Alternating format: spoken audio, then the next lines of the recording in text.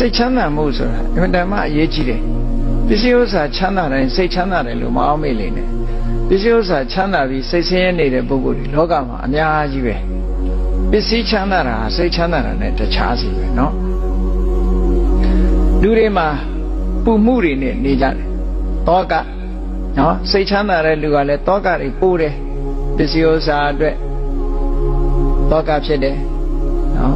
ပစ္စည်းဥစ္စာအတွက်တောကဖြစ်တယ်သာသမီရှိတဲ့ပုဂ္ဂိုလ်ကသာသမီအတွက်တောကဖြစ်ရတယ်เนาะကားရှိတဲ့ပုဂ္ဂိုလ်ကကားအတွက်တောကဖြစ်တယ်တိုက်ရှိတဲ့ပုဂ္ဂိုလ်ကတိုက်အတွက်တောကဖြစ်တယ်အားလုံးဟာတောကလေးတွေနဲ့ကျွေးနေကြတာအဲ့ဒီတောကဆိုတာဒေါမနတပဲဒေါသနဲ့ရှင်တွဲပြီးတော့ဖြစ်ပေါ်လာတဲ့ခံစားမှုဝေဒနာတစ်ခုပဲပေါ့အဲ့ဒါလည်းပဲအကုသိုလ်ပဲပေါ့ဒါကြောင့်မလို့တောကကင်းအောင်နေခြင်းလို့ရှိရင်မလုပ်ရမလဲလို့ဆိုရင်တွေ့တာမှုတွေကိုရှောင်ရတယ်